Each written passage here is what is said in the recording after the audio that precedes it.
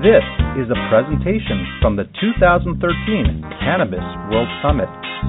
Please visit www.cannabisworldsummit.com for more great cannabis information, which is available to you completely for free. This information is being made available to you in part thanks to our sponsors. Please visit their websites to learn more about their excellent products and services. The following presentation is for informational purposes only. The opinions expressed are those of the participants and do not necessarily reflect those of Leaves of Hope Productions, Inc. Please note that regardless of any statements expressed or implied in the following presentation, that we do not condone you breaking any laws. We are not providing any legal, medical, or financial advice of any kind. No comments about cannabis being a cure for any medical use, expressed or implied, is to be taken as a claim or guarantee. None of the statements have been verified by the FDA of the United States, Health Canada, or the governing organizations of your particular country. And again, this information is being provided for informational purposes only, and the participants exercise their freedom of speech discussing what they believe to be true. We do not guarantee the accuracy of any information provided. It is your responsibility to evaluate the information before you choose to make any use of it. Please consult with a doctor knowledgeable about cannabis prior to using cannabis, and or prior to discontinuing any medications you may be currently using. Please check with the laws of your country and region to determine whether you are legally permitted to use and or grow cannabis prior to any involvement with cannabis yourself. Even though we believe that cannabis ought to be legalized, we do not condone you violating any laws. Please review the legal disclaimers on the Cannabis World Summit website and only proceed to enjoy this presentation if you agree with all legal disclaimers, agree to hold the company, Leaves of Hope Productions, Inc., and the presenters harmless and are of legal age in your region. Thanks to Kevin MacLeod and Incompetech.com for the music used in this introduction.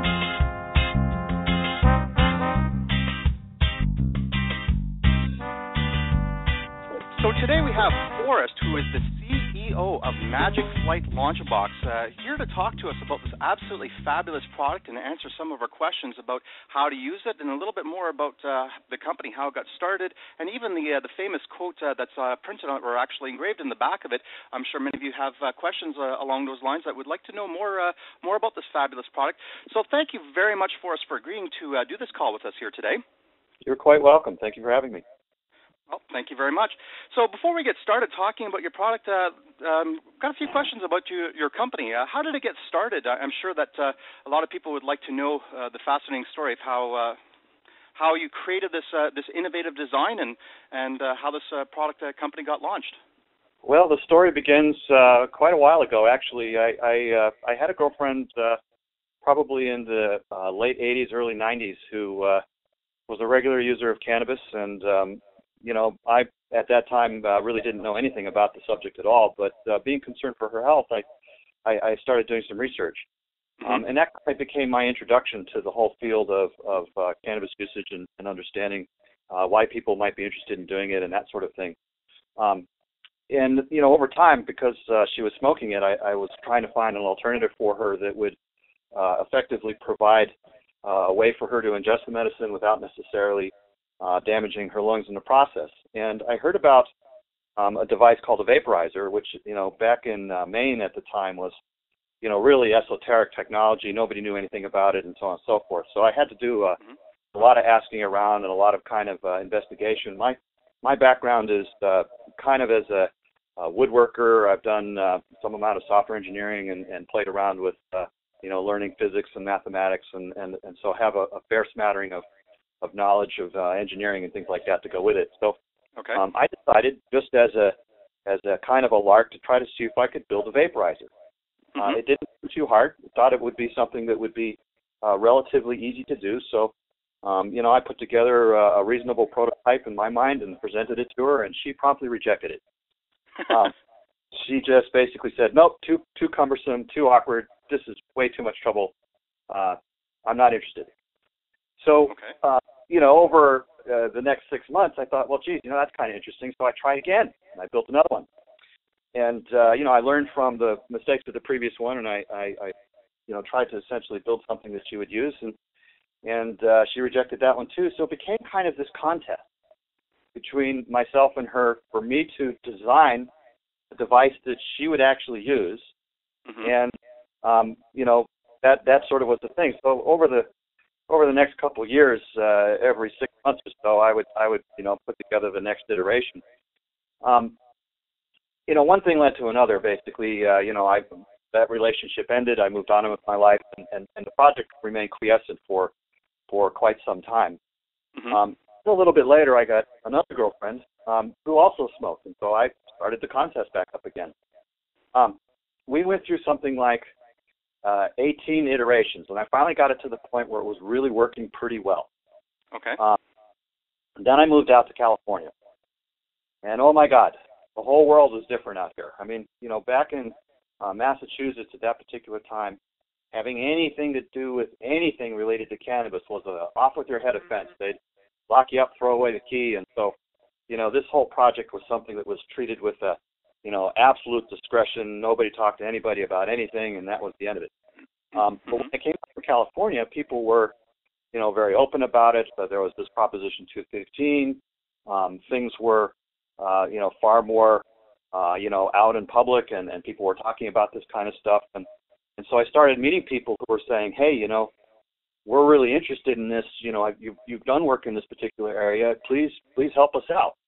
In fact, I had a roommate when I moved out here about 5 or 6 years ago, who was just a constant daily user. He had a disease which essentially affected his appetite and his ability to sleep, and so he was using it every day, basically just to survive.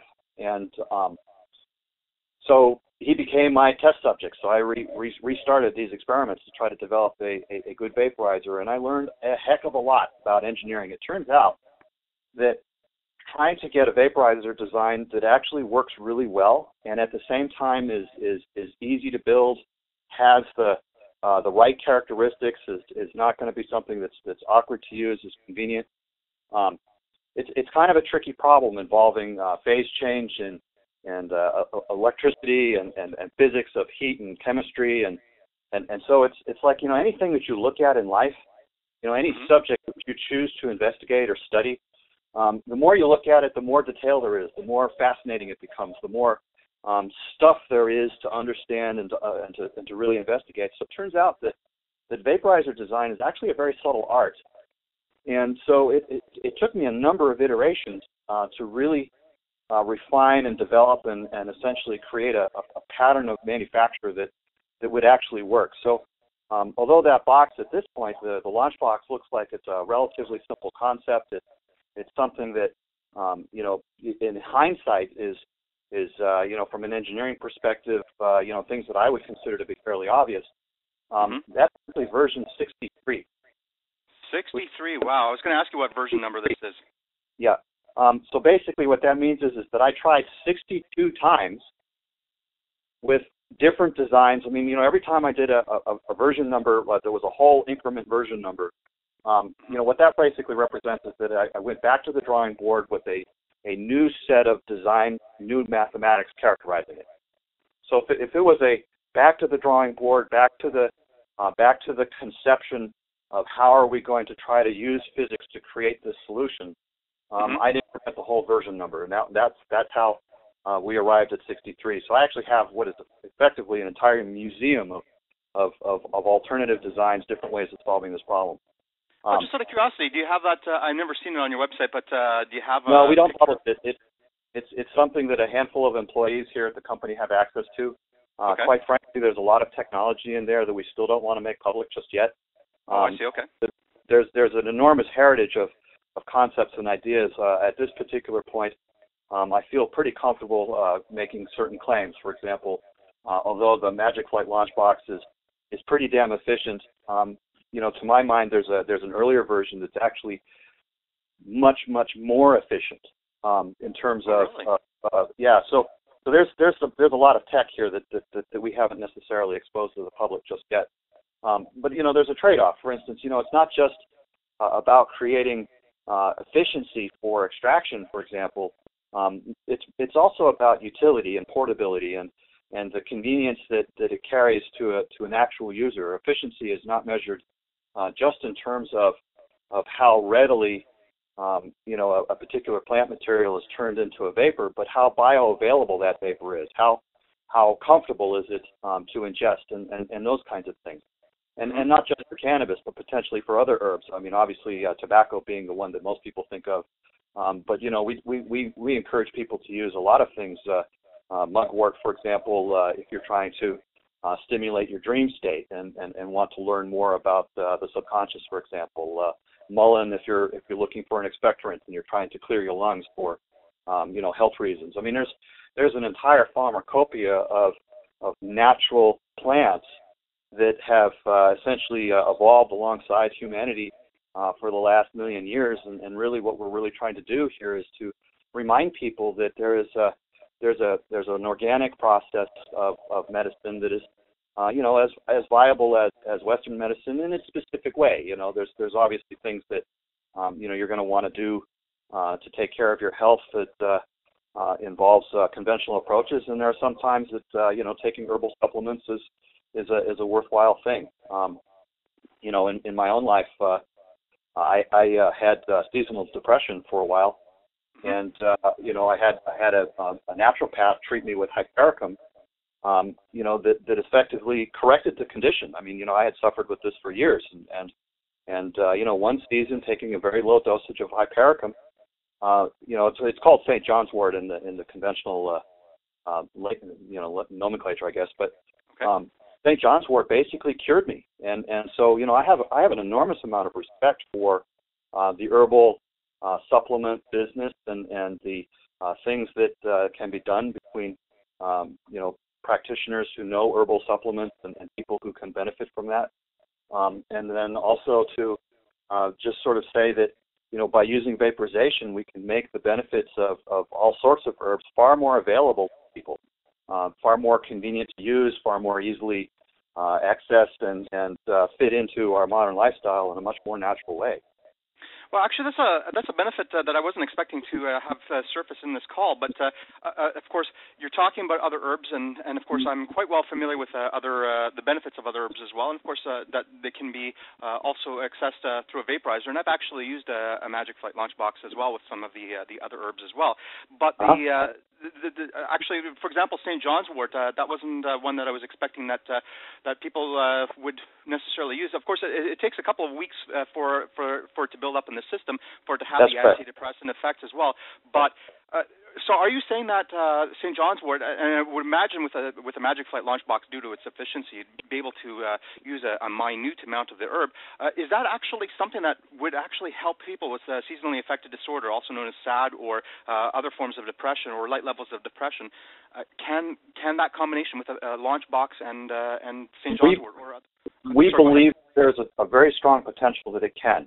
At this particular point, we haven't done sufficient research ourselves to know that that's the case. Obviously, with a lot of these herbs, there's an enormous number of different components. Some come off at different temperatures than others. Some are more sensitive to the environment in which the vaporization occurs, so certain adjustments have to be made. But basically, what I was suggesting was that there are herbs like that for which the potential of vaporization is still unknown. And the part of what our mission is to essentially explore some of these opportunities and bring some of these things forward, because, again, the underlying premise here is to restore a certain reverence for the natural world. That's kind of an underlying theme behind all of the work that was done long before the company came to be. I mean, you're asking about, how did Magic Flight come to be, and I'm sort of discussing the story of how we arrived where we are today. Interesting. Okay. So, part of our future at this point is to look at those kinds of things, but to, kind of get back to what happened. Once we'd arrived at this design of what is now called the launch box, we started getting. I personally was literally the only person making them at the time, but all my friends wanted one, so they started going out the door. So I sold to my friends, and I started getting calls from people, that were friends of friends, and so I basically said, well, let's get online, and I introduced myself to a couple of forums, and all of a sudden I was starting to get a lot of email requests for purchasing this, so I put up an itty-bitty website through a friend, and one thing led to another. Basically, at that point, we started getting a lot of personal orders, and then stores started calling us and asking for wholesale arrangements. So, inside of a year, all of a sudden, I was looking at the necessity of bringing on a couple of helpers. So I asked a couple of my friends to volunteer some time, and at that point, it was still growing. So I said, well, shit, I need to incorporate and actually make this thing official. So that's kind of how Magic Flight began. So how many years ago was it that your company officially began? It's not too long. I think our actual incorporation paperwork is January of 2010. Okay. I had kind of decided to change careers myself in November of 2008. I had been a software engineer for quite some time, and had had health complications that basically put me right to the edge, and was kind of a clue by four from the universe that I needed to change my lifestyle. Working 12-hour days, punching away at a computer is not necessarily an ideal way to live unless you're really curious about software design, which I was. But I realized that I needed to go back to my roots. I wanted to do something that was with woodworking and so on and so forth. To put it in kind of a more social context, as a software engineer, you can be a really skilled practitioner of the art, but honestly, only a handful of other people, who are also software engineers would ever really have any exposure to what you've done. I mean, you look at something and you just see the interface of it, and the actual work of it is behind the scenes. It's under the hood, so to speak. Whereas if you're a musician, for example, a common man can tell that you're a master musician within 30 seconds of hearing you play. So, there's something to be said for having a physical thing that you can actually build and hand to somebody and say, this is what I make. This is a demonstration of my art. This is a demonstration of my skill. These are the kinds of things that this enables you to do, and it doesn't require, a licensing agreement in the form of, some sort of click-through thing and a whole bunch of lawyer speak. So, I basically wanted to go back to something which was simpler and which was easier to communicate, and so that's kind of why I was motivated to start something, and kind of how I got into this whole project. Really, I mean, my whole intent is build cool stuff and show people, and our business model is pretty simple: make cool things and sell it. Well, you know what? You've definitely succeeded in that, and for what it's worth, Forrest, I have to congratulate you. Of course, you're sort of living the dream in the sense that you found something that you can be passionate about, and that you're actually doing something productive and constructive for the world as well. And of course, as you mentioned earlier, you introduced this to people on forums online, and of course, that's really taken off as well. I mean, I've seen some huge forums that are hundreds of pages long, just in appreciation of the Magic Flight Launchbox. So obviously, you've touched the lives of a lot of people who really, really value your product. And for what it's worth, your product, of course, it's extremely simple, deceptively simple in a sense, but it's extremely effective as well. And contrasted to other vaporizers, now, other vaporizers, I don't want to knock them or anything like that, because, I mean, they're great as well. But compared to yours, I mean, everything else is just so much more complicated. Yours is just so simple, but so effective as well. Well, it's simple on the surface. The thing about it that's really kind of fascinating and interesting is that there's an enormous amount of embodied physics in the design of the device. I don't really want to go too much into the details because it would take a while to really explain. But the design of it encodes the physics and the technology in the shape and in the form and in the specific materials that are used. And there's a lot of technology actually embedded in that device, which makes it look very simple on the surface. But that's kind of how technology is. The more perfect it is, the more applied it is to some extent, the more invisible it becomes. Like if you've got an automobile, for example, it can be enormously complicated, yet presents a very simple interface to the user. You have a steering wheel, acceleration pedal, maybe some sort of windshield wiper switch or something like that. Yet the car itself feels transparent when you're driving down the road. It's you're not really thinking about the car. You're thinking about where you want to go and the other vehicles around you, and so it becomes a vehicle through which you act. And so in effect, the design of the device was, as I said, version 62. It took us a long time to do all of the background work to find out what is the appropriate use of technology. How can we really make this so that it's something that is thoroughly considered, well conceived. So in that sense, yes, we're very we're proud of it in a way. I mean, it represents essentially a kind of ideal of the appropriate application of technology in modern society. We've gone so far in the direction of adding complexity that finding simple solutions to hard problems is really an art form and one which we continue to strive for. Mm-hmm. Now, I was planning on asking about this much later, actually at the end of the call. I was planning on asking, but because of what you've just said about focusing back on the simplicity and returning back to those philosophies, you, of course, have a quote on the back of each launch box, and I'm just wondering, I was going to ask you to explain that quote, but is it applicable to what you've just said, returning that philosophy of returning back to the simplicity? It is in a way, yes. There's actually that quote on the back really represents kind of the pinnacle of a much deeper body of philosophical work. When I was in my teens and 20s, I spent a good time of my life really exploring philosophy, really exploring kind of the foundations of physics. What is the basis of the scientific method? How do we understand social relationships and the psychology of mind? What is this experience that we have? I mean, those are all, very, very profound questions, but having an interest in those kinds of things, I spent a lot of time reading about that and developing my own theories in that respect. When it came to this sort of expression of the Launchbox as a product and such like that, I realized that I had an opportunity to convey in the development of the product and the business something very, very essential about human relationships, about life on Earth, so to speak.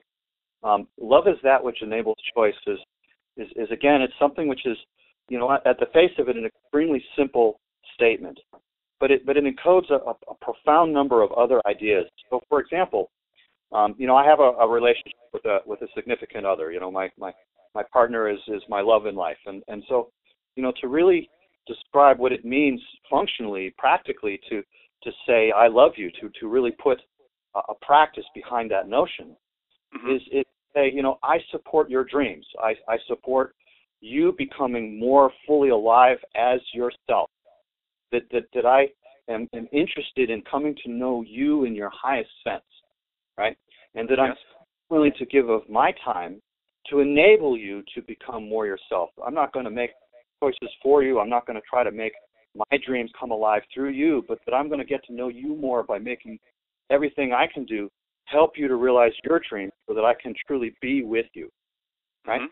So, in that particular sense, the notion of love is that which enables choice is it's a keystone. It's a litmus test that allows us to really understand, are we actually being loving towards another person, and are we actually receiving love from them? Is it something which is ego-driven, or is it a genuine passion? And so, in that sense, whether we're talking about, significant others or even with children, I'm not a father. I don't have any children of my own, so I can't claim to know a whole lot about child raising. But what I can say, though, is that it seems fairly clear that when a person is born, they don't know how to choose yet. They've come into this world more or less, kind of dependent on their parents and so on. But as they grow older, they are eventually, when they leave the house and become an adult, somewhere between those two times, they're going to have learned how to navigate this world. And so, really, what the parents are doing is that they're teaching their children how to choose well, how to choose wisely, right? When presented with a situation, am I gonna go drink a bunch of alcohol with my friends, or am I gonna go study for my homework or a midterm exam or something like that? I mean, those are all choices. They're all good choices to make, but the fact is that there's a skill involved in learning how to choose. Parents aren't going to be able to make choices for their children for their entire lives, right?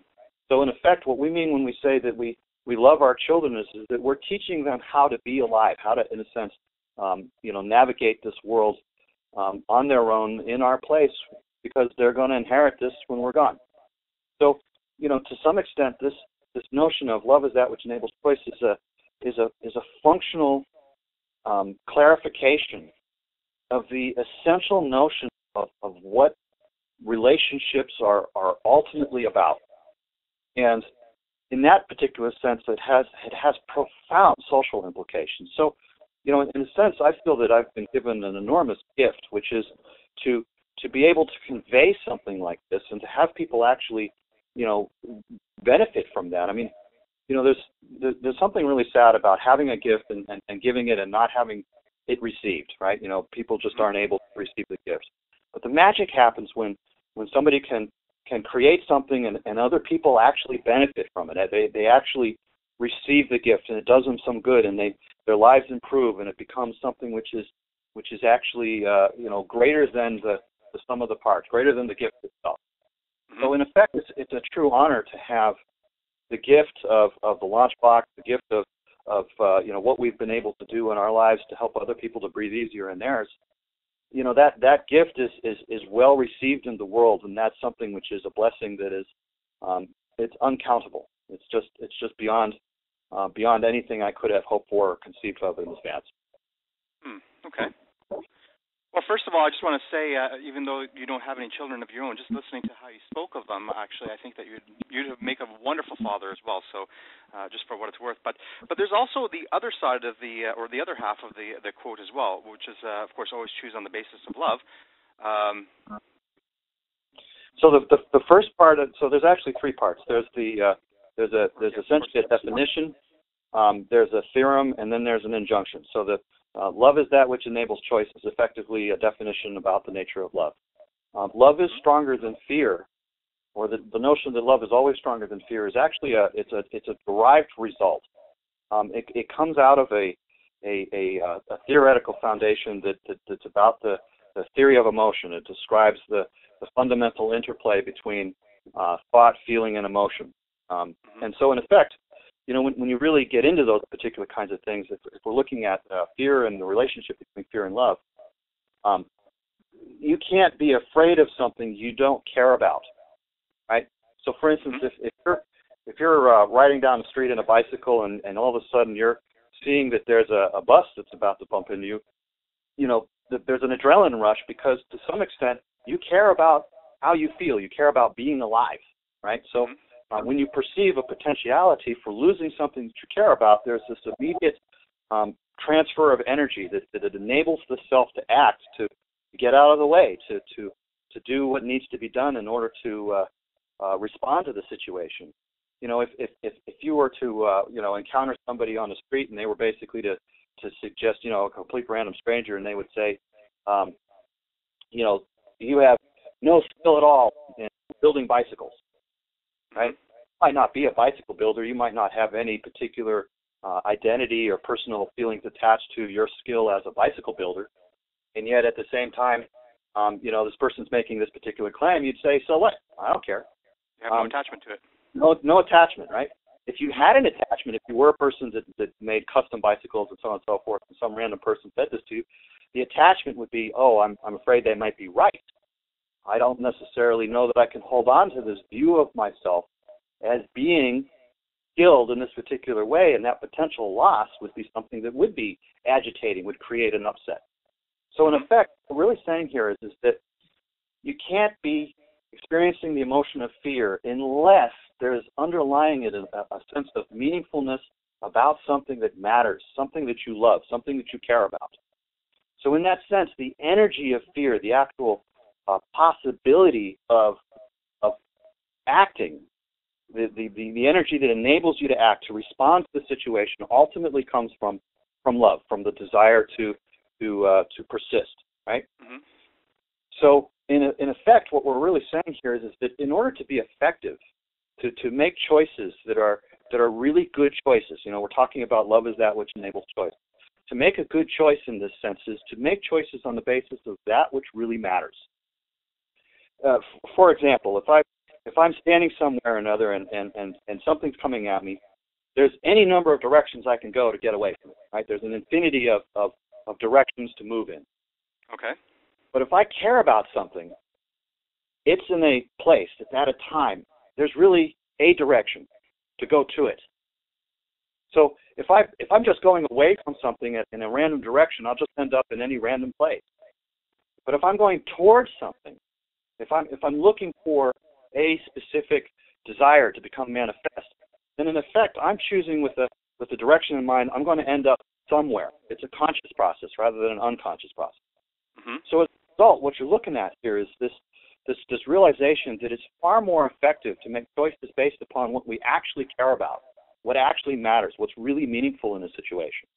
So in that particular sense, what this injunction is really about is to say, always choose on the basis of what you care about, what you love, what matters. Know what that is, right? If you're making choices based upon what you're afraid of, you're not going to get anywhere. You're not going to go anywhere in life. You're going to continue to be reacting in an unconscious way. But if we're really going to survive, we need to be responsive. We need to understand the problems and look for solutions and to go towards those solutions and to manifest them. So in effect, what we're really saying here is that there's a flow. There's a statement about the fundamental nature of love as having to do with choice. There's an observation, a theorem that effectively is a proven thing, which is simply to say, if you're choosing on the basis of fear, you're not really choosing on the basis of love, and there's no need to. Love is stronger than fear. And so in effect, to be effective in making choices, to really enable choice, both for oneself and for other people, you need to know what you care about. Look at the fear, use it as a tool to understand what matters, and then choose on the basis of what matters. And that's what the third statement is about. And the whole thing encodes a very complete philosophy. It's essentially a distillation of this enormous number of other ideas into a very, very succinct and compact statement.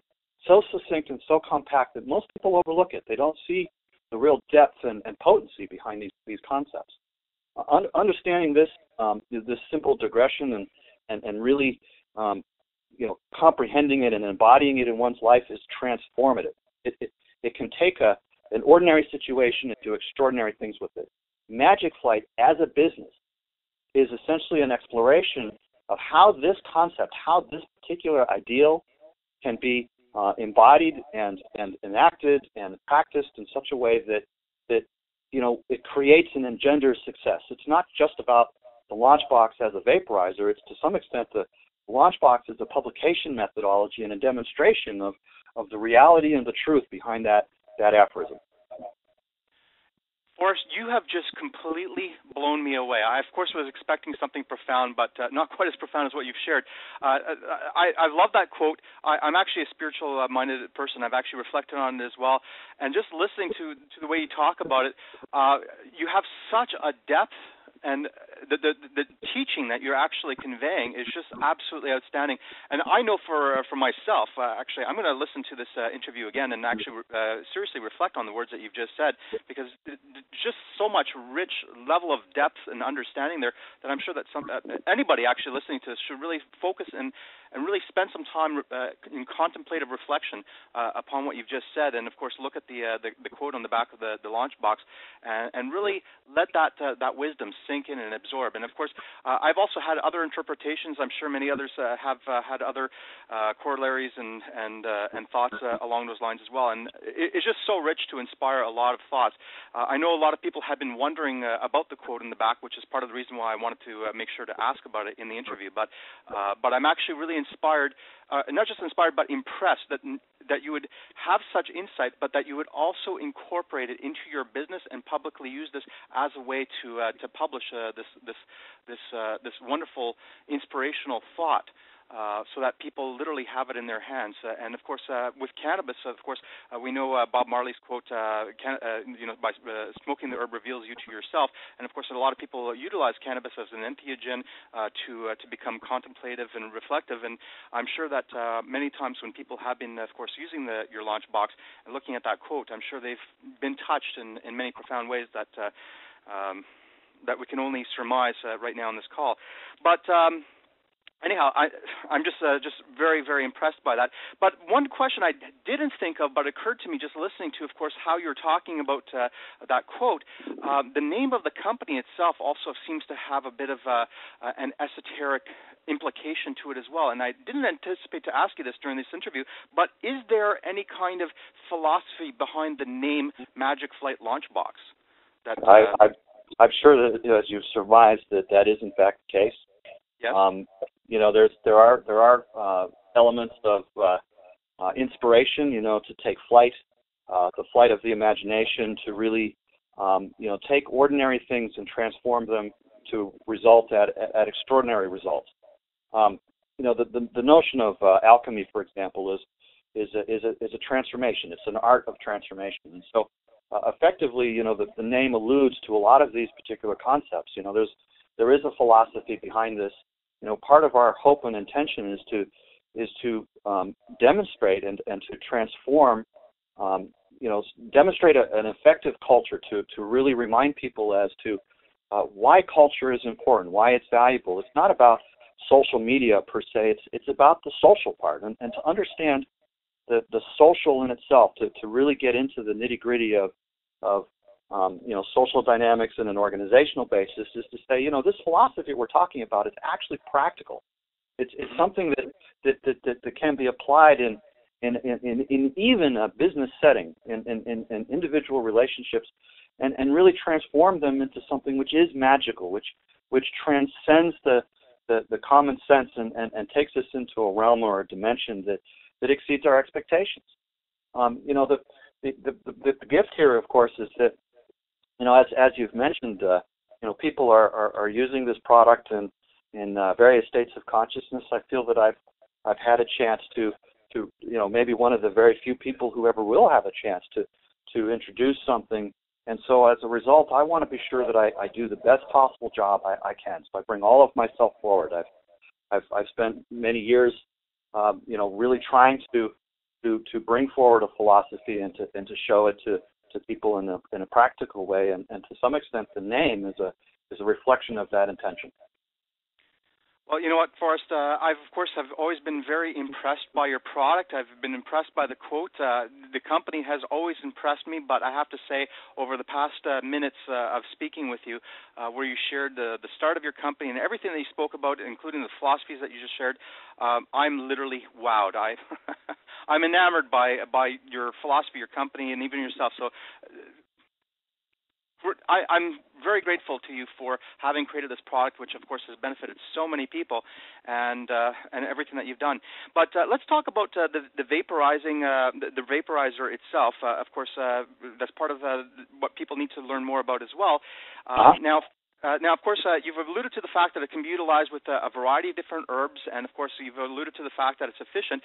A couple of the things that I want to cover, particularly for those who are medicinal users of cannabis, but of course, this product is also embraced by those who use it recreationally for its numerous benefits, which we'll touch upon as well. First of all, before we delve into the product itself, what are, for the listeners here who are unfamiliar with vaporizing, can you just touch upon why would someone want to vaporize as opposed to, say, roll a joint and smoke that? Well, there are four primary benefits. Health has been mentioned and alluded to quite a bit a number of times in the literature. Obviously, vaporization is a different process than combustion. Combustion produces a lot of byproducts, Rs, free radicals, all sorts of soot and things like that, which are really pretty unhealthy for the lungs. In fact, most of the time, what people associate with the experience of cannabis or other smoking materials in general is actually the body's response to try to recover from the damage of all of these essentially additional things that are coming over. Mm-hmm. So there's definitely some health benefit to essentially just warming the material gently, causing a phase change.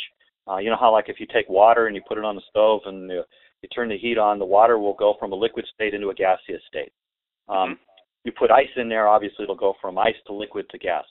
The thing is that when you're starting with an herbal material, the medicinal components are usually present as a liquid.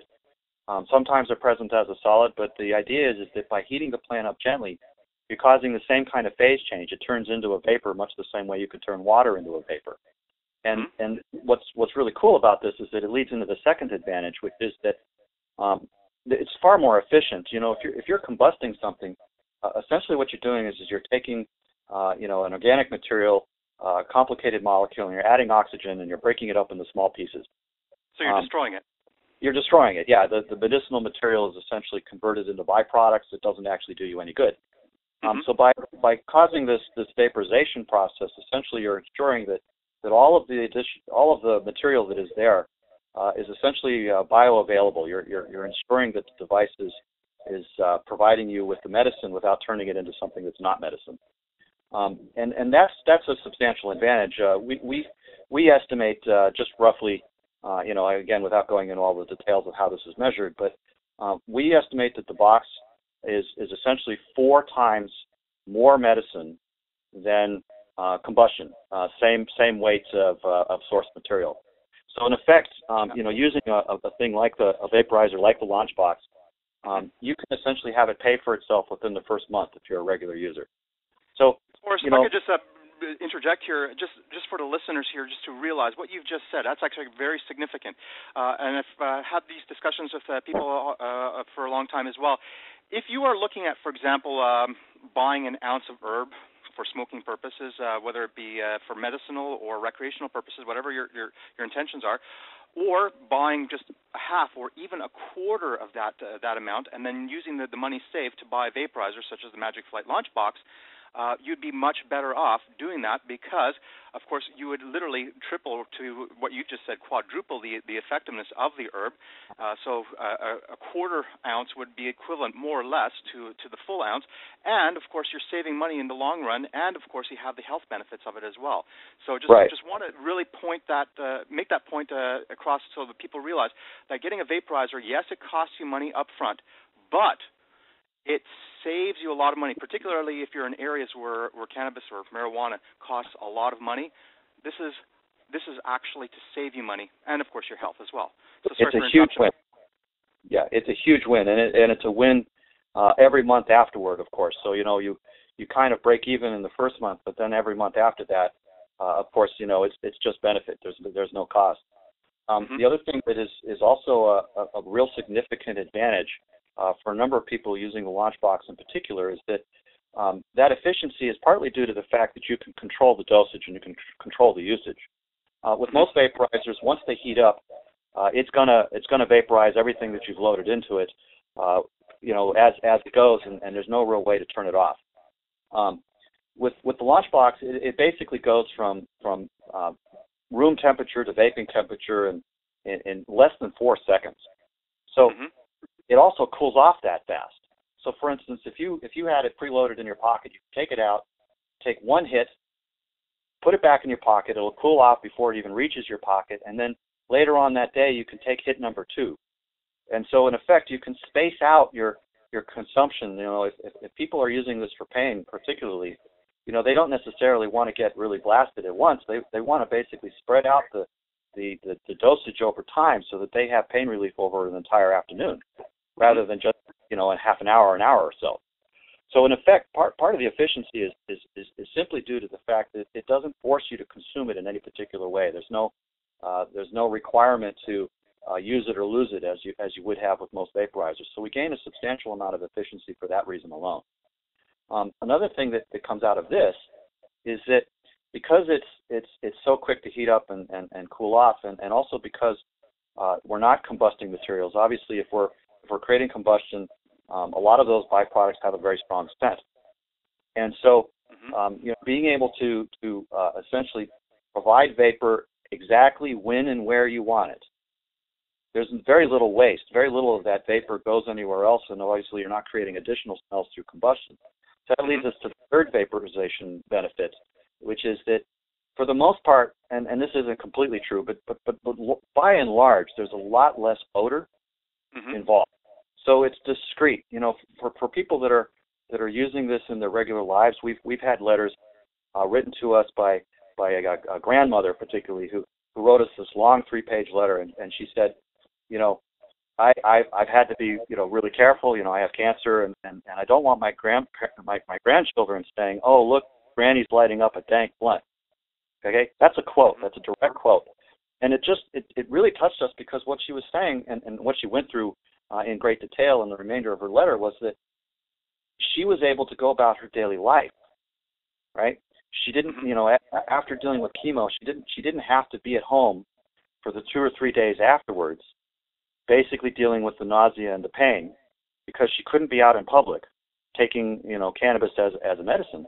She needed to, she wanted to get on with her life, because there wasn't, obviously, when you get later in life, you want to live. So the main point was that she was able to use this thing while walking down the street. She mentioned while she was in a supermarket, she was able to take a discreet hit from time to time. We've had people tell us they've used these things in movie theaters, sitting next to another person, and be discreet enough that they're not even, their friend is not even aware. So the notion of stealthiness is definitely an advantage, particularly to this device as well. And then the last thing is actually pretty interesting too. It's that the experience itself is different. If you are a regular user and so on and so forth, you might not notice. But if you're an occasional user, usually you'll notice on the day after having smoked a bowl or a long hit or something like that you're fuzzy. Your attention isn't quite as crisp and as clean. You're not as disciplined about things getting done. You mostly just want to rest and recover, essentially.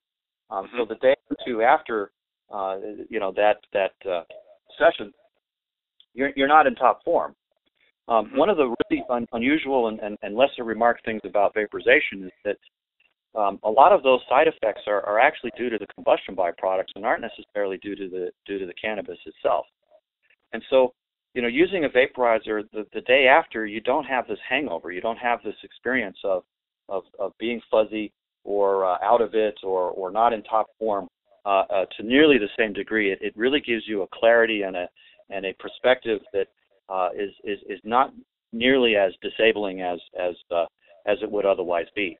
So to sum up why a person might be interested in vaporization, if you're already a cannabis user, the benefits would be it's healthier, it's stealthier, it's wealthier, you're saving money, and it's wise. You're not quite as out of form. So we say healthy, wealthy, stealthy, and wise as being the main benefits of vaporization. That pretty much sums it up.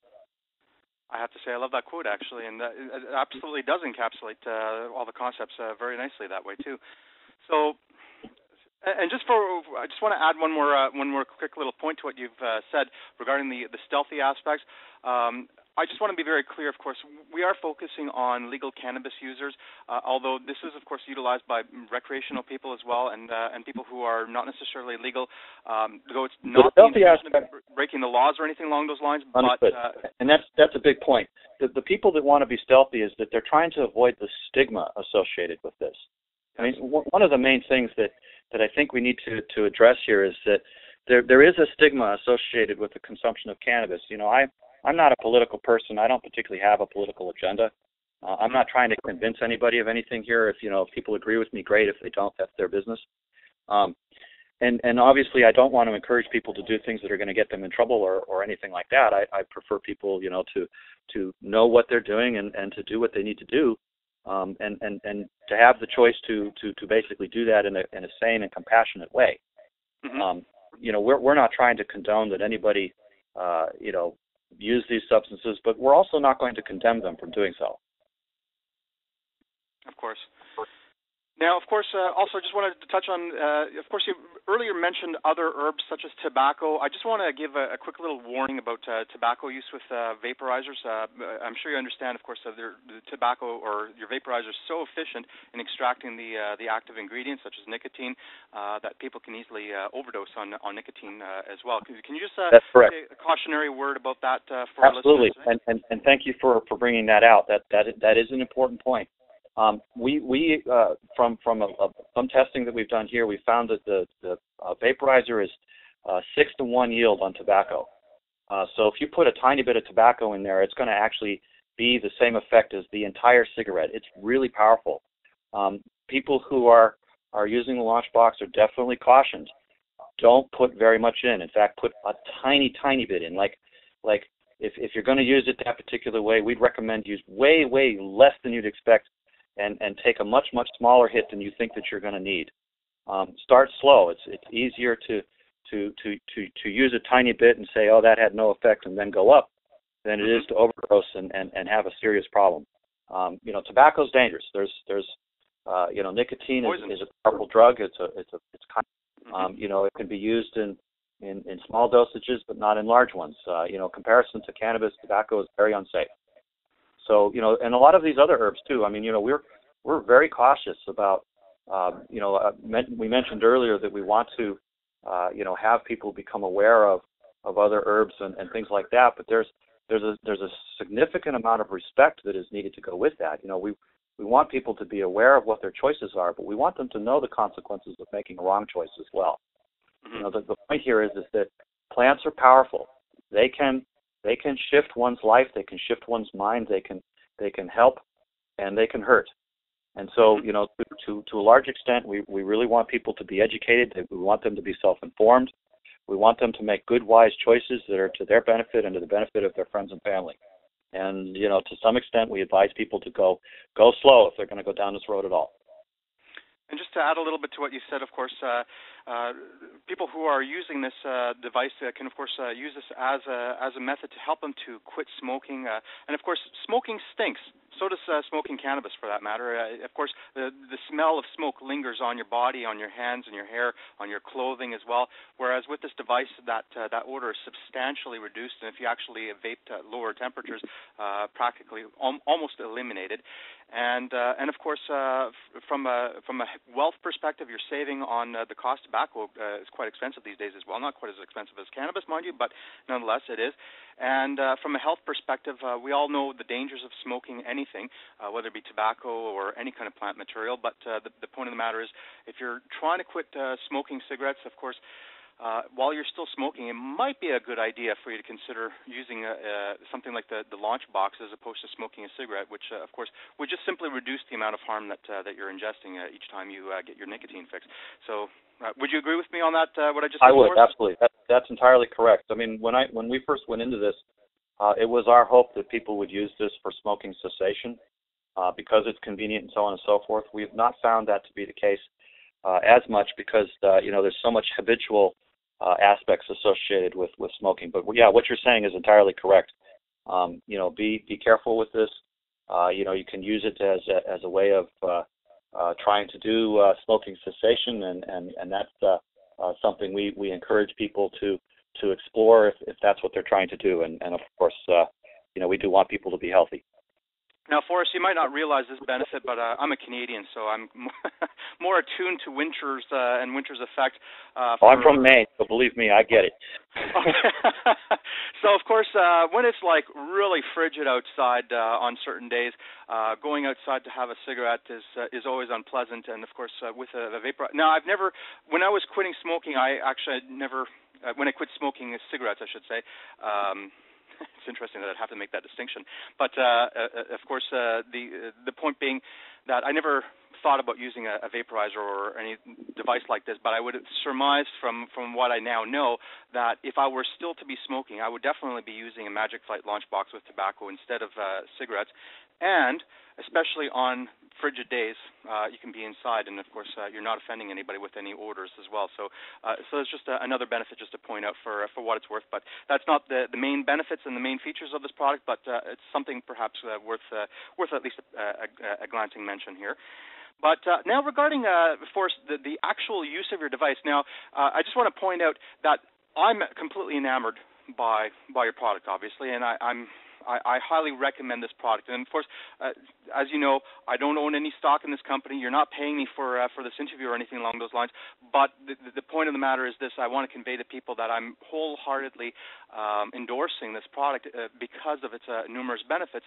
But I can definitely certify that and create an affidavit to the effect of you contacted me for the interview, and anything you say is entirely at your choice. I have no requirement on you or expectation of any kind.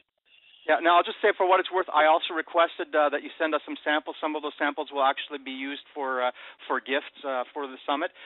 So I'm actually keeping one of those products, the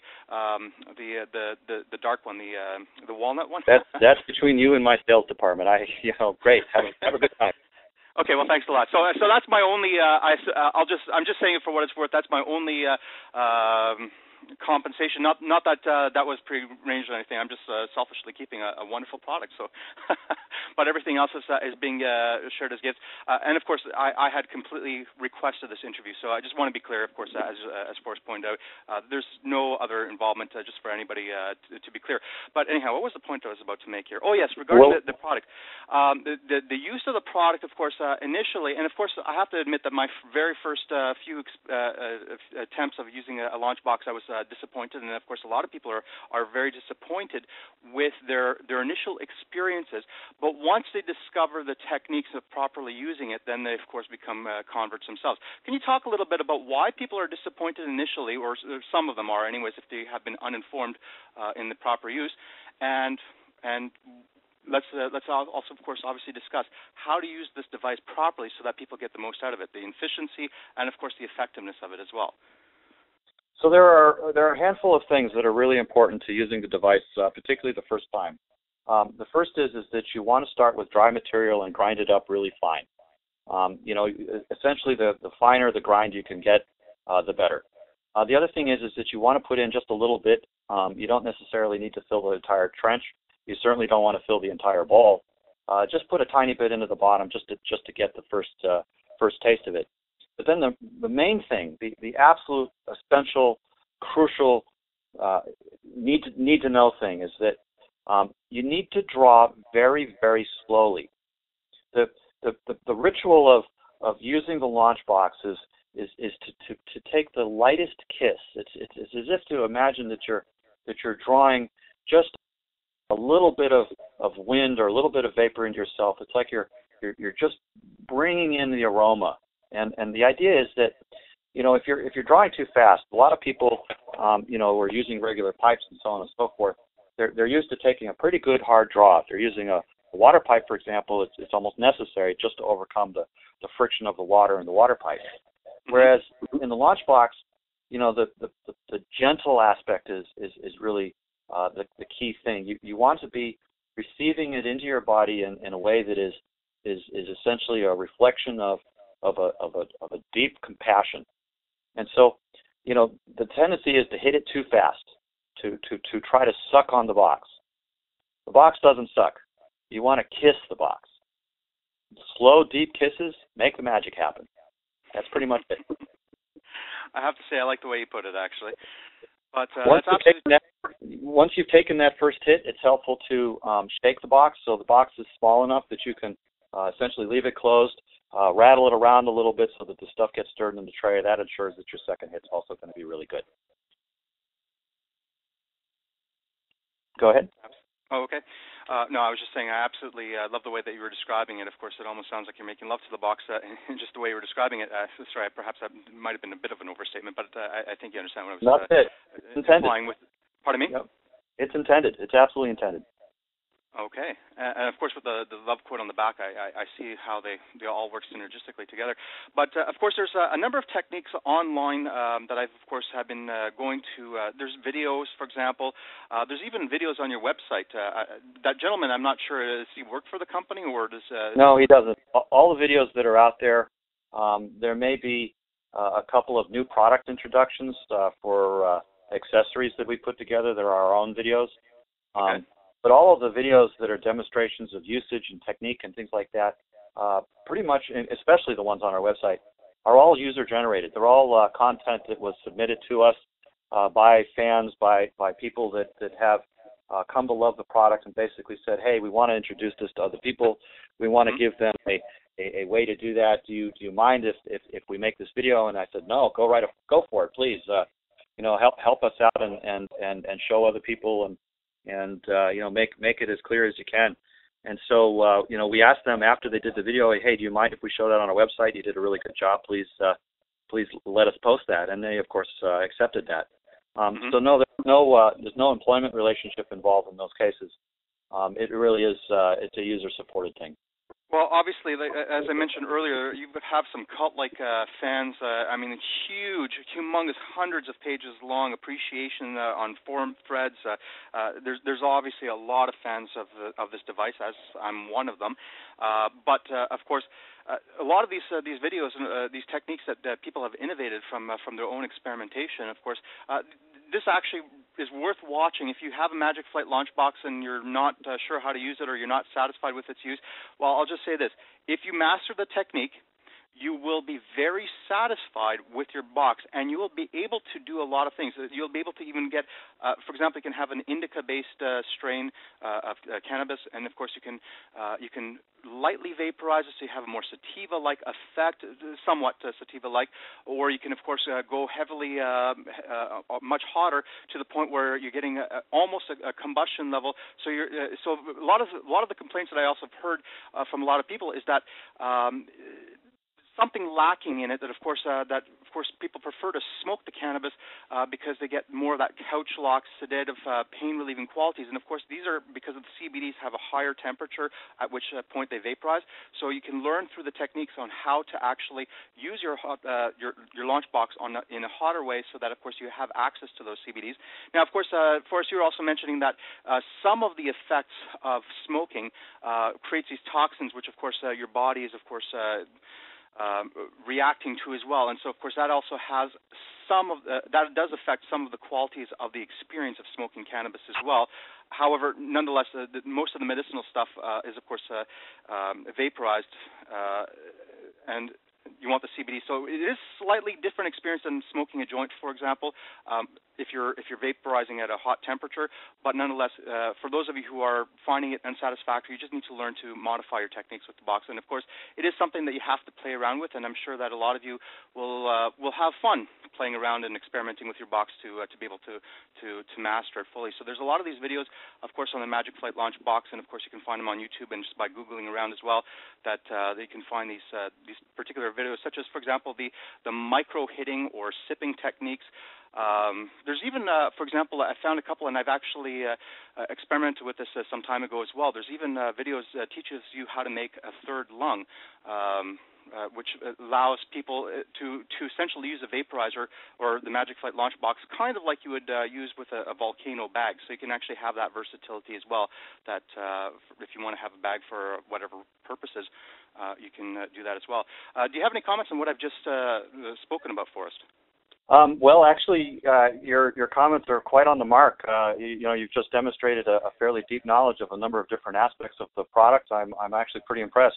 As you've pointed out, there are a lot of different techniques for using it. Once you've learned the techniques, you can get indica-like effects from sativa strains and sativa effects from indica strains if you're really adept.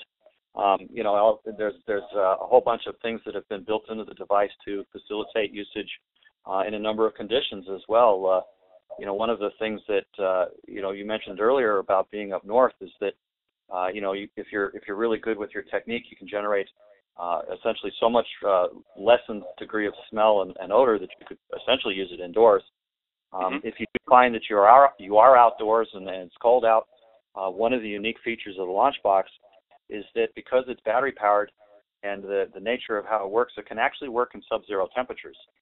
We have a number of confirmed reports of people using these on ski lifts and on high mountain ranges where the temperature is 10 to 15 degrees below zero.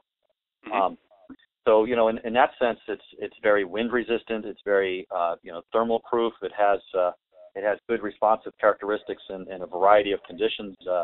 Whether you're indoors or outdoors, obviously you don't want to get it wet. So if you're out in the rain, you might want to protect it from that. But there's a lot of different effects that can be done with effective technique, and honestly, if people put a little bit of time into learning how to use it, it'll pay great dividends over the lifetime of the product. As simple as it is, we essentially guarantee it for your lifetime or ours. Essentially, the rule of law here, I think, is 99 years, and we fully expect the device to last that long without any trouble. Well, just just want to add to what you said. Of course, the only caveat that I would add is if you're using it in sub-zero temperatures, you might want to keep the batteries in a deeper pocket against your body so that, of course, the batteries don't get cold because, of course, once the batteries get cold, the power output will be dramatically reduced, which, of course, will have a negative... You are knowledgeable. That's a trick I was going to mention, and I actually forgot to point out. That's correct. The batteries do need to be kept warm. As long as the batteries are above 20 degrees Fahrenheit, they should deliver sufficient energy. Once they get below 20 degrees Fahrenheit, they tend to deliver less energy, which is somewhat disadvantageous. It's interesting to know, however, that vaporizers that are based on butane, the butane doesn't work very well at low temperatures at all. So even if you're keeping that warm, it's probably not going to be quite enough. So yes, that's a good point. Thank you for mentioning that. Well, since we're on the subject of batteries, actually, why don't we discuss batteries? Because, of course, the MAH, what is that, microamperes or hours or something like that? I'm not exactly sure what that stands for, but milliampere hours. Milliampere hours. Can you actually discuss discuss batteries? If people are going to be buying additional batteries, what to do to prepare the batteries, and what kind of battery? Like I recommend Energizer or Duracell, one of the 23 or 2500 ones, because that also has a longer life and, of course, also allows you to vape hotter. But also just perhaps mentioning that some of these cheap Chinese knockoffs that have outrageous claims of having 3,000 milliampere hours, I'll tell you this. Yeah. Cheap batteries are cheap batteries, and they're junk, and you will dispose of them very quickly after your first couple of uses. Anyway, so perhaps I should let you talk. Sorry about that. Go ahead. No problem. You're actually covering a lot of the salient points right away. Yes, the energy storage capacity of the battery is important. We recommend that the minimum energy density for the battery is 2,000 milliamp hours. We sell cells with the units that are essentially measuring out at 2250 milliamp hours. If you buy a cheap battery, they may claim that it has, X storage capacity, but we found that a lot of times they lie. We've purchased batteries from various eBay vendors and things like that. They claim they have 27 or 3,000 or anything like that, and they measure out at 800, which is wholly inadequate, essentially useless. The batteries do need to be good batteries. We recommend the Maha brand batteries. That is a Medion basically branded cells, or PowerX branded cells. We have, and this is actually something of an announcement, we have actually been working with a battery manufacturer to develop a chemistry or a variation of the nickel metal hydride chemistry specifically for the launch box. So we're now selling our own branded batteries. Really? Yes. So there's essentially two kinds of, first of all, the launch box works on nickel metal hydride battery chemistry. So nickel cadmium will work to some extent. Alkaline probably won't work at all. Lithium batteries are not recommended for a variety of reasons. There's a nickel zinc chemistry out there. We've experimented with a little bit, but the charge and discharge characteristics are different enough that we don't really recommend it for anything less than expert users. So pretty much, if you're buying a rechargeable battery, you're going to get a nickel NiMH type battery. You'll need to peel the battery in order to make it useful for the launch box. The negative contact ring, it's essentially the way the battery makes electrical contact with the box is along the side of the battery rather than just at either end. So if you're buying off-the-shelf batteries, first of all, you do need to get a reliable brand. Again, we recommend batteries that are from Maha, PowerX, or Medion are ones that we've been working with extensively. There are some Sony and Panasonic batteries, which are also very good. Energizer, you mentioned, although those batteries, are actually designed for quick charging, which is not going to give you quite the same lifetime. And so by lifetime, basically, we mean two things. One is that the battery needs to be able to store a fair amount of energy in order to run the launch box. And also, you want the battery to be able to retain that charge. And then finally, you want the battery to be able to charge and discharge a long number of times so that you get a long lifetime out of the battery. So these three factors of energy storage, retention, and the number of charge-discharge cycles are all part of the performance characteristics associated with the battery. So, for instance, with the retention aspect, what we're really talking about here is if I charge a battery and I leave it on the shelf, and I don't actually use it for a couple weeks, how much charge is still going to be in the battery after that period of time? We've been basically suggesting that people get batteries which are more accustomed to their usage. There's two kinds. There's low self-discharge batteries and high self-discharge batteries. Low self-discharge will, if you charge it up and you leave it on the shelf, will still have most of its charge, but it won't deliver the energy at quite the same rate.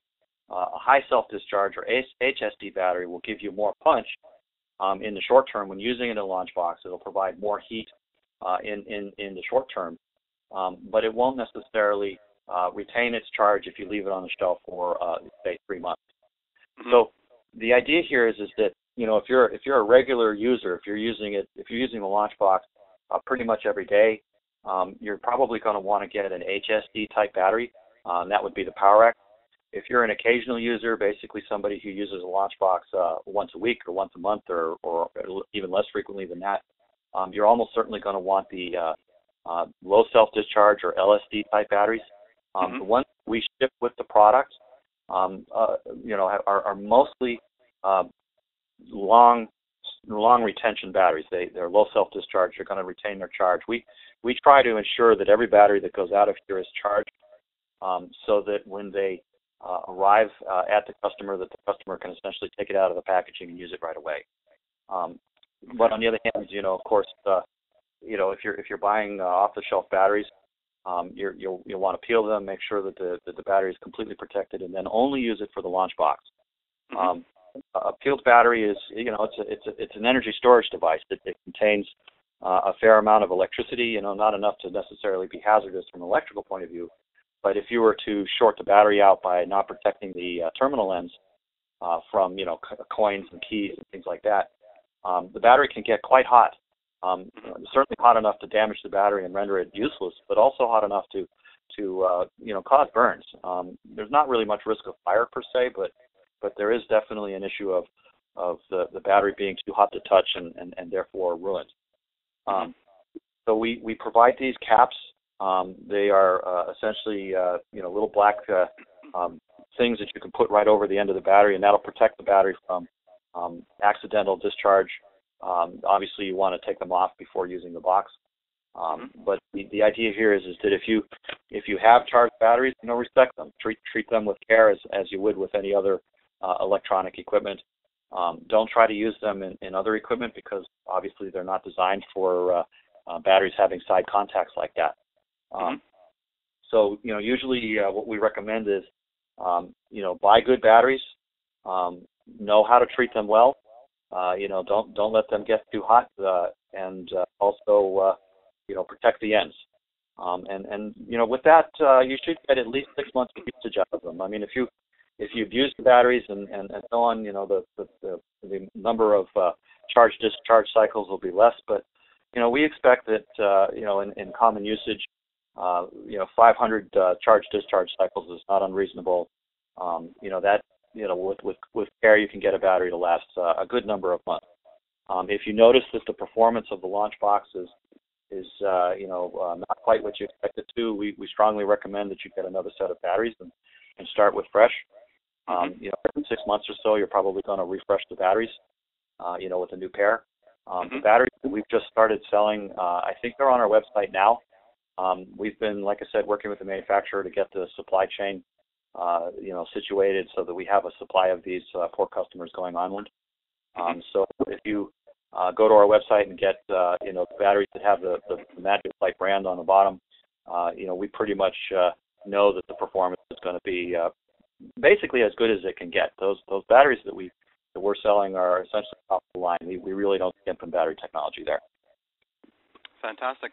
Now, I just want to point out a couple of benefits for the user experience regarding these batteries. So first of all, you're not using butane, so you're not carrying around an explosive can of butane gas that, of course, you can have accidents with. Of course, the most dangerous thing is shorting out a battery, and, of course, you can burn yourself by touching it but not have an explosion or a fire risk, as you pointed out earlier.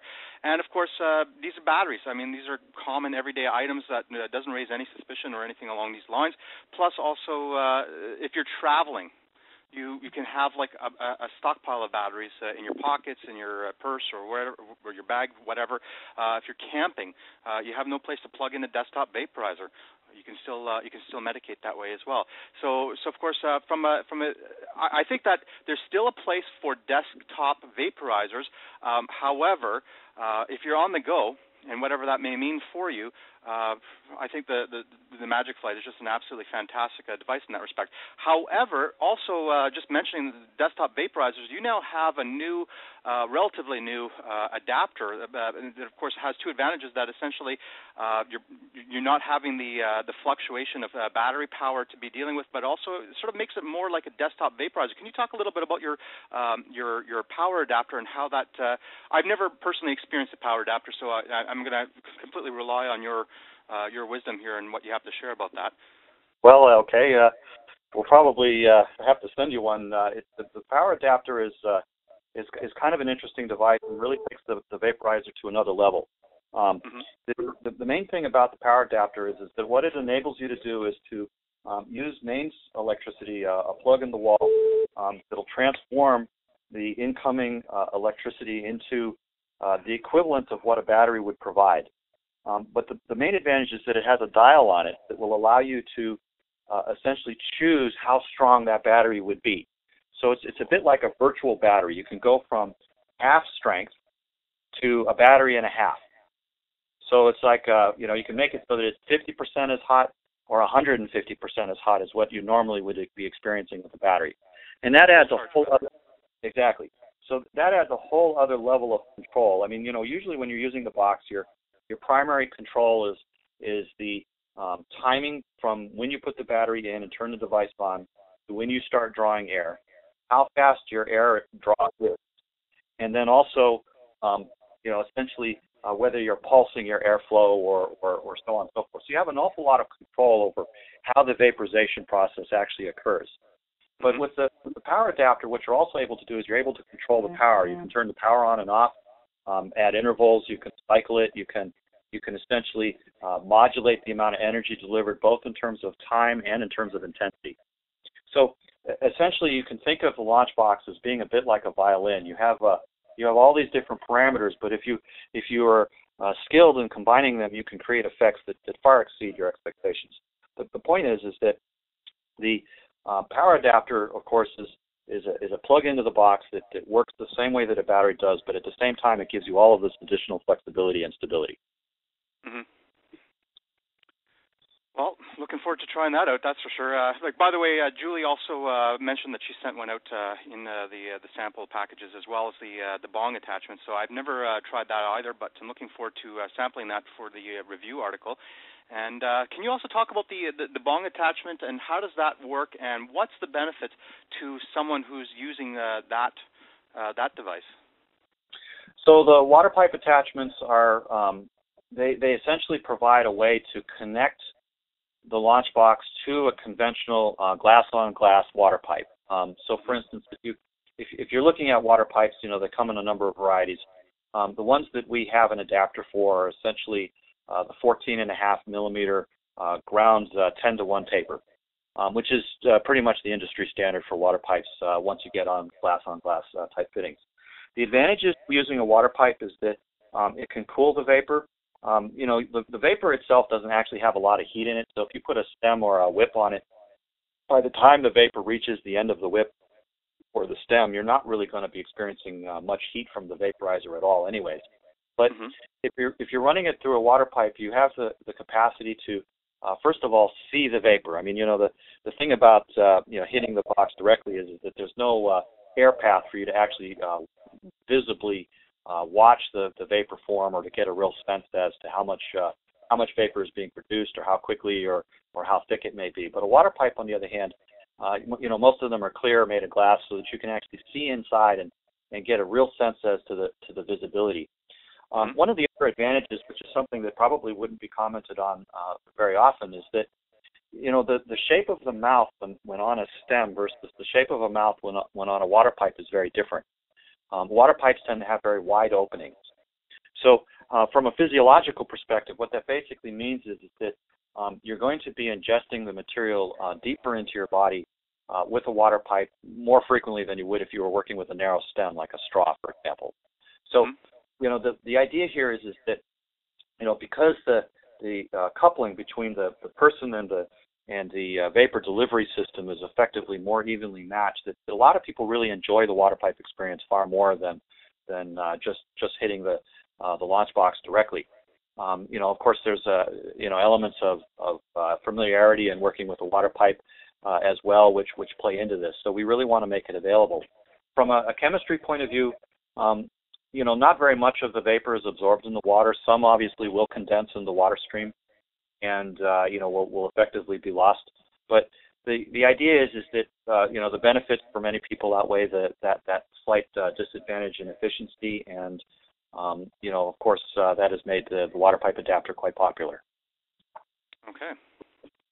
So I would also imagine, just because a lot of people love working with or using their bongs as well, so there's a lot of advantages to using a vaporizer as opposed to smoking, but there's still a lot of the ritual aspects of using a bong or a joint or anything along those lines that people enjoy. So would you say that this would be sort of a nice marriage of the two, in the sense that you get the healthier aspects plus the water cooling and slight filtering effect? Absolutely. And the experience of just the absolutely. ritual aspects?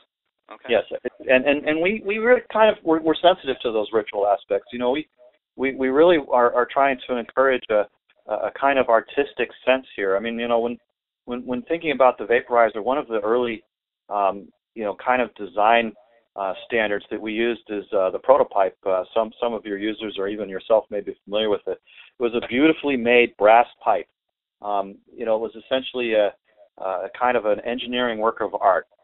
And so we really want to be acknowledging the heritage and the history and the ideas here that have sort of led to this day and age, and that we are effectively encouraging people to have beautiful things in their lives, and to really encourage a sort of Epicurean experience. Mm-hmm. Well, I definitely want to touch upon that as well, because, of course, you have a lot of designs of the Magic Flight, and also now different woods as well. So I definitely want to touch on that. But before we move on to that subject, I just want to hello? Sorry? Did you say? Yeah, I'm here. Okay. No. Before we move on to that, I just want to, of course, I loved how you put it, the human interface with the bong and the straw-like stem. So, of course, can you just briefly touch on, so our users can also understand, because you were mentioning that one of the advantages of looking through a glass is that you can actually see the vapor, whereas if you're hitting directly from the launch box, of course, people don't necessarily are able to see that. And with the straw, of course, they can't really sense as much. Can you just briefly touch upon the distinction between using a straw and native hitting the box to help people to understand why perhaps learning to hit it natively might be an advantage for them to be able to sense the temperature, and of course getting that low temperature sativa versus the high temperature CBD effects, or to mastering the use of the box in that respect. Can you just touch upon the native hitting? I have to hand it to you as an interviewer. You're really asking great questions. One of the essential design ideas behind the launch box is to make the vapor path between the heating element and the user as short as possible. There are several reasons for this. One is that the human body, the human nervous system is a marvelous work of art. There's a higher standard of artistry in the design of human beings or design of living systems than anything I could even conceive of building.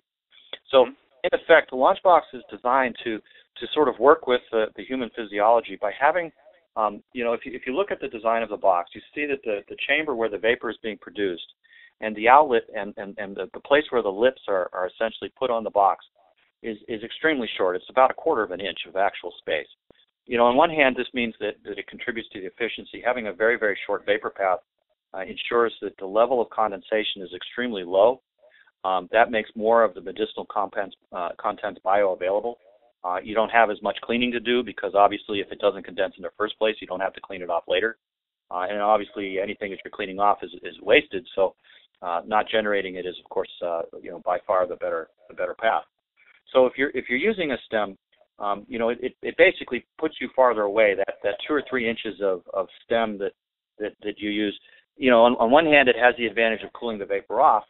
but also it has a disadvantage of creating an additional surface of condensation and also less sensitivity to what is actually happening in the vapor chamber.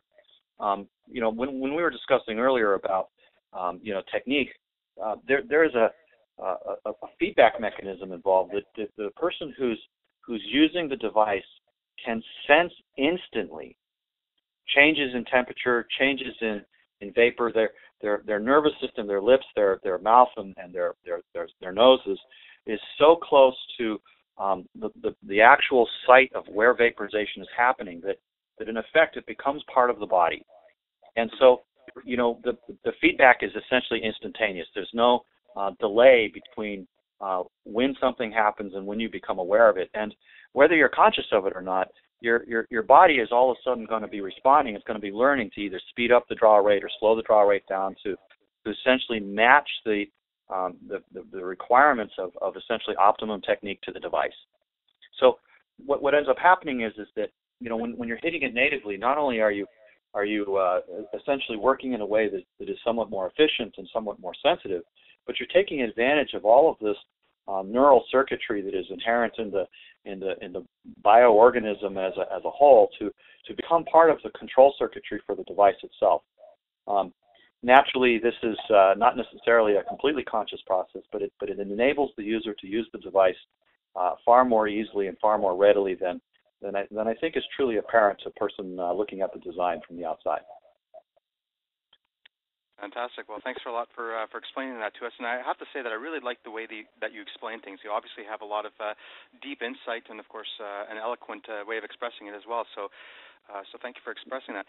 Now, before I move on to the next question, I just want to be just a little bit disjointed here for a moment. There was something I intended to mention earlier that I just remembered, and I just want to share a little tip. So this is a little bit out of place at this particular moment in the conversation, but since we're getting close to the interview, to the end of the interview, I just want to just make sure that I put this in here somewhere. Regarding, of course, orders, as mentioned previously, if you're hitting it on the lighter side or on the not quite so hot side, of course, you're getting more of a sativa effect, and of course, the odor is so minimal that, of course, you could practically be doing it anywhere out in public, and hardly anybody would notice. If you're hitting the box on the hotter side, you are getting closer to combustion, and of course, more odors are being produced. And so, of course, if you're attempting to be stealthy, particularly out in public, you need to be more aware of that. However, one little tip that I would like to share that's applicable to other methods of consuming cannabis, vaporizing, smoking it, even, for example, from a one-hitter. However, I'm just going to share this during this interview for what it's worth. If you are smoking indoors and are concerned about having the smoke travel throughout your building for whatever reason, and of course, this is not the purpose of evading laws. This is just maintaining discretion, as we discussed earlier. One thing that you can do is using a cheap garbage bag, and cheap garbage bags are, in this particular instance, superior to the more expensive, heavier mill quality bags in this respect. You can simply take your hit and exhale it into a garbage bag. You could, of course, later on dispose of the air from the garbage bag in a number of different ways, but you can simply tie up the garbage bag, and about 24 hours later, all the odors just cling to the bag and let the air out, and it's virtually odor-free. So that's just a little tip for all you listeners who've been staying on board with this interview for so long, that you have another little tip that you can actually utilize so that you can actually consume your cannabis, vaporizing, or even with a one-hitter, and exhaling it in such a way that you can literally be virtually odor-free. I'll say virtually because, of course, you can always have little accidents or small amounts of odor can escape somehow. So I just wanted to share that for what it's worth. Sorry for taking up their time there, Forrest, with this little tidbit of information, but I hope that this will be helpful for some people. Now, of course, you were mentioning, of course, the aesthetics of your products, and you have initially come out with, I can't remember, what was it, maple, or what type of wood was that, ash, or... I'm sorry. When we first started out, we were doing birch. Then we switched to a hard maple. We've been actually more recently working with walnut and cherry. The walnut ones have a much darker color, the sort of a brown, kind of a chocolate brown color, and a much more nutty flavor. Like a sort of walnut kind of wood flavor. And then also the cherry, for example, is is a little more reddish, and over time will take on a much richer red color. So there's essentially 3 woods that are available now on an ongoing basis. We do from time to time offer other woods. We're fairly selective about it. We don't do it very often because we're interested in ensuring that the woods that we choose are sustainable. Regarding harvesting and things like that, we make sure that we have a couple of programs in place where we actually donate money to have trees planted. Without going into too much details, Magic Flight has planted something on the order of around 25,000 trees in other parts of the world. The idea here, of course, is that we really are trying to encourage people to appreciate the natural wonder of wood. Working with wood is a wonderful thing. It's a very organic material. Obviously, the bones of trees are something that has been part of mankind for a long time. So in effect, what we're trying to do is to reintroduce the use of wood as a material, as an engineering material, and as a beautiful and as an aesthetic material. So we have been selecting other woods sort of to bring out kind of these elements of beauty, to bring people's attention to that. So I would suggest have people kind of keep an eye on our website. There is occasions where we'll be offering other specialty woods as they become available in occasion. Any chance you might get a Purple Heart wood? We get asked that a lot. Purple Heart is extremely unlikely. The problem with working with Purple Heart is that some woods are simply less healthy than others. Purple Heart has some ingredients in the wood itself which are far more disadvantageous, more likely to create adverse reactions. So we generally choose woods that are both beautiful and which we know to be less allergenic and less likely to cause people any kind of discomfort. So while Purple Heart looks very beautiful in itself, just because of the nature of the wood itself, it's unlikely we would be able to make it into a box in this form. Okay, fair enough. And for what it's worth, of course, there's a lot of people who like collecting fine pieces, and I'm sure that it's worth watching for those specialty woods when they come out, so that they can get that. Because, of course, some people like just having a collection of beautiful pieces, and some women perhaps might want to have one that accessorizes with their particular outfits, purses, or who knows, shoes even. We did a batch of koa wood from Hawaii. Had this rich, velvety sort of look to it. We love to get wood that has a characteristic called flamboyance, which is a sort of this glistening, shimmering. It's almost as if the material itself has a crystalline kind of wavy depth to it. It's an amazing effect that catches the light and it's a beautiful thing. So those people that have received some of these specialty woods definitely cherish them. Keep an eye on our website. We will from time to time offer those. It's usually on special occasions, and sometimes by request, although it tends to be a rare thing. It's certainly a collector's item kind of part. Oh, maybe you'll have one ready for the summit, so when people start coming to your website next month around April 20th, they can find one of those special types of woods that you're mentioning. Who knows? I'm just putting that out there. I don't mean to put pressure on you or anything like that, but we'll see what we can do. Okay, fantastic.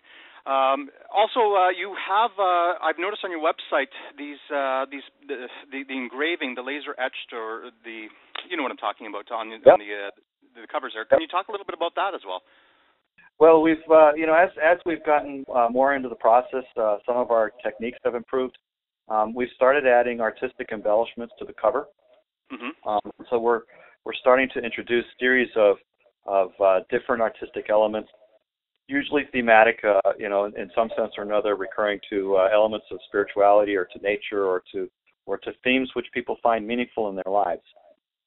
So those are available now on our website. There are probably going to be quite a few more of those made over time.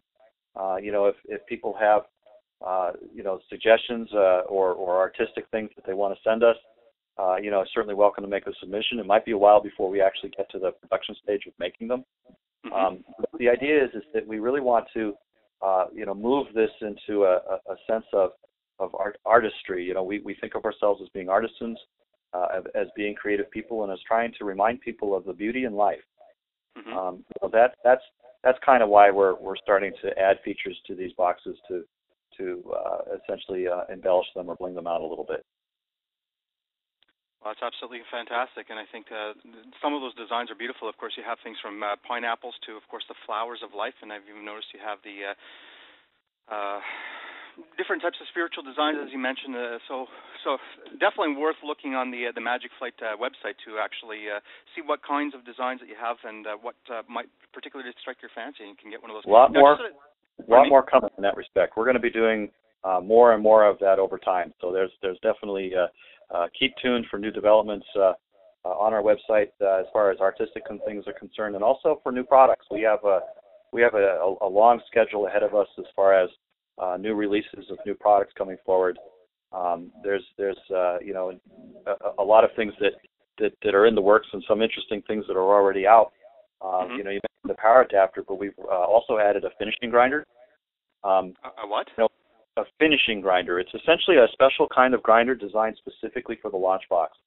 Okay. If you look at a lot of the grinders that are out there, they're essentially kind of burr grinders. They have teeth that interlock with one another, and by turning it, it'll break up organic material into smaller bits. Mm-hmm. We were looking again. The performance of the launch box is partly determined by how fine the grind is. Absolutely. And so, people who are really looking for optimum performance, if they're at home, they can essentially get a conventional coffee grinder or whirling blades coffee grinder, and if they go to I hate to suggest it, but Target or something like that, and buy essentially a very small whirling blade grinder, you can probably get it for $20 or less. They'll take herbal materials and grind them into essentially a powder. And using that in the launch box, of course, provides truly superior results. We wanted to provide a grinder that would essentially give you the same fineness of grind, but without having to plug it into a wall. We wanted something that was portable, that you could take on the road, that didn't make a lot of noise, didn't require an enormous amount of electricity to run. So we spent a fair amount of time. The grinder that you see out there on our website, like I said, called the finishing grinder, is made of wood, and it takes. You could put a small nug in there, or some pre-ground material more in a regular grinder, and then run it through the finishing grinder, and it'll essentially turn it into a powder directly into the launch box chamber. And that, of course, substantially improves the experience. If people are real connoisseurs, we highly recommend that product. Well, that's absolutely fantastic, because I was going to actually offer two more tips here, and which I completely forgot to do earlier, but of course the grind is very important, and I was going to suggest that people use a two-piece grinder as opposed to a four-piece grinder, which of course the advantage to it is that once, of course, with a four-piece grinder, the grind's small enough it falls through the holes into to the chamber that the herb is waiting for you. It's maybe fine for smoking purposes, but for Magic Flight or vaporizer, you definitely want it smaller. So with a two-piece grinder, of course, you could keep on working with the herb until it's as small as you want, but what you're describing sounds even better. So if you don't have one of these things, get one of these things. If you don't have one of these things and you need it immediately, of course, use a two-piece grinder. But what you're describing actually sounds like the perfect solution. So definitely that. But another little tip that, of course, is a user-submitted tip I've seen somewhere. I'm not sure who to credit for this discovery, but using a Tic Tac box, which is one of those little candies. These little tiny breath mints that are 1 calorie or so. Once, of course, you finish off the candies, you can fill it up with. It holds approximately an eighth of herb, more or less, once you grind it up. And of course, you could simply tap that directly into the box. It's a very convenient way to dispense the herb into a Magic Flight. So just wanted to share that little tip for you listeners out there. But thanks for talking about the grinder. I had no idea about that benefit, so I just learned something there. I appreciate that. Now, also, a big difference. Yeah, the grind quality is effectively 1/3 or less the size that you can get from the best two-blade grinder, essentially, or two-piece grinder. So it really does make a big difference. We haven't been promoting it very much, but connoisseurs will definitely appreciate it. Okay. Now, something I wasn't intending at all to mention during the interview, but I'll just quickly put a passing mention here for what it's worth.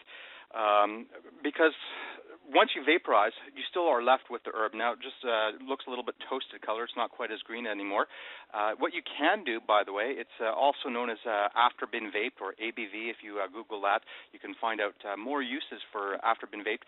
And depending on how hot and how intensely you vaporize it, if it's coming out looking like a chocolatey brown color, you pretty much toasted all the good stuff out of it. However, if it looks a little bit like tobacco, a lighter golden color, there's still plenty of CBDs and CBNs and other cannabinoids in there as well.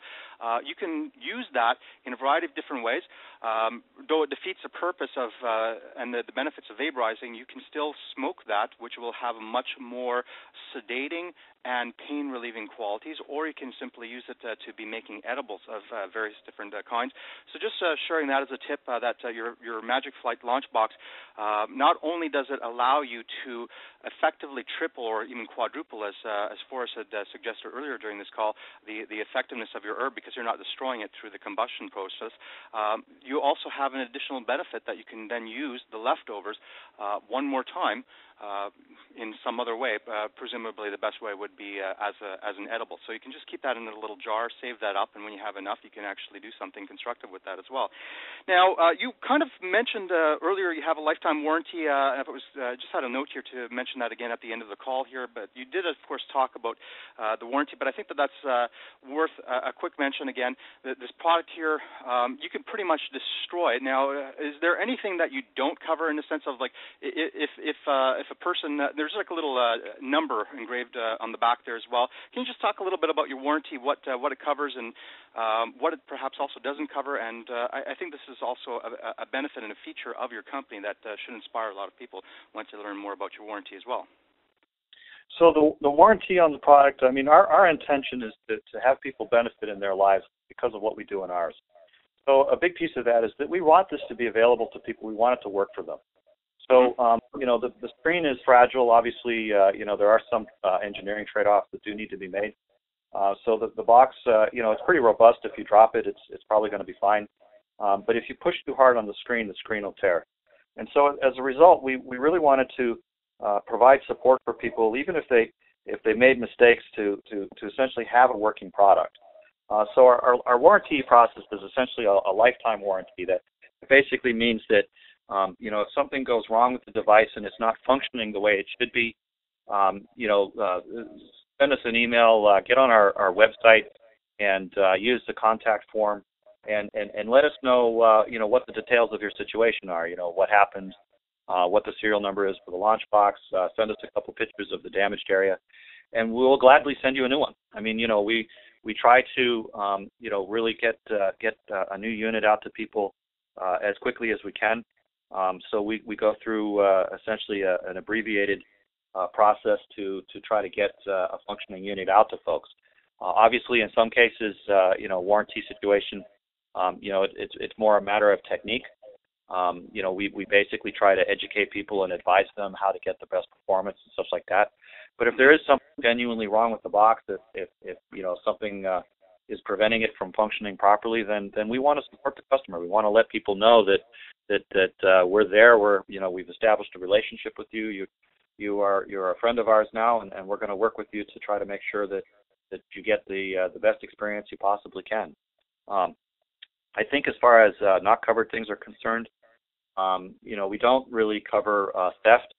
If the box is stolen and you don't have it anymore, if it's been impounded because you were using it in an illegal way or something like that, obviously we can't do very much about those sort of situations. The other thing we don't cover is deliberate destruction. If a person makes a mistake, or they're careless, or something happens to the launch box that's genuinely just user error, we'll actually cover that. A lot of companies would basically say, well, you screwed up, it's your fault, you pay for it.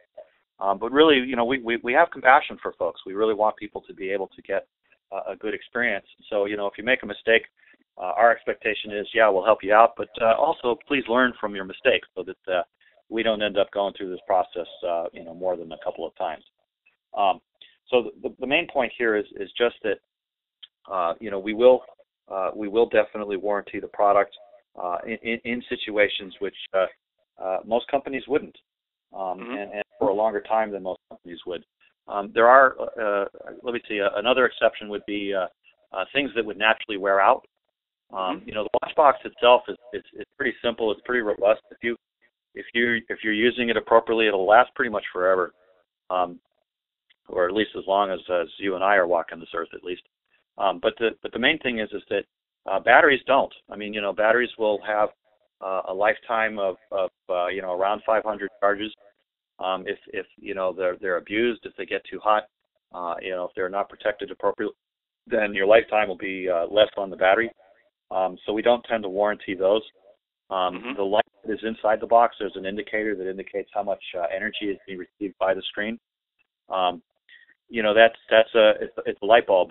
They don't last forever either. So we don't tend to warranty that so much. I mean, if you bought a box and it didn't work from the onset, we'd probably send you a new one anyways.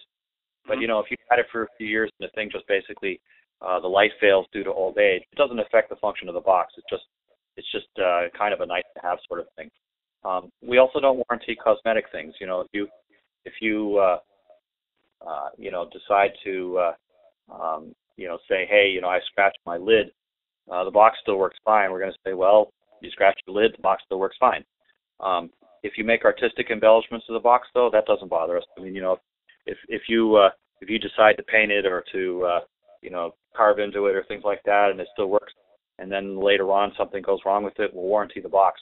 We won't necessarily be able to recreate your art. You know, we'll do our best to give you an equivalent thing, but of course, you know, it's all within the bounds of sanity and reason. We much try to take the customer's point of view wherever we can. Well, listening to, of course, how you just speak about how your company honors the warranty, and of course everything else that you said. Now, I just also want to say of course, obviously you're now on version 63 of the launch box. There are a couple of knockoffs that have come out on the market, and of course I've seen a couple of these, and I'll just tell you for what it's worth, folks. Save your money, go for the good stuff here. Get the launch box, and for what it's worth, listening to how the company honors these warranties, so that of course there's a lot of things that could possibly go wrong that they will honor and replace it for you. And of course, looking at the philosophy of the company, we talked earlier about even the quote on the very back, the spiritual quote and the implications of that. The name of the company, the Magic Flight Launch Box Company, of course, there's so much. And of course, listening to, of course, you speaking about everything that you've talked about today, Forrest, it's completely apparent, I think, to anybody who's listened to this entire interview here, that you have a great heart, you're very intelligent, you know what you're doing, and you really are creating an outstanding product and user experience, and of course you really care about the customers. So for what it's worth, get yourself a launch box if you haven't already, and if you have one, definitely enjoy using it. And Forrest, thank you so very much for taking the time to talk with us today, to share about your company, about your vision, your products, and providing so much valuable information for people to really understand how to use this product effectively, so they get the most from their user experience from it as well. Fabulous. Thank you very much for your time as well. You clearly you've done your homework, and it's really good questions. It's a blessing as well to have participated in this. Good luck with your endeavors, and have a great day.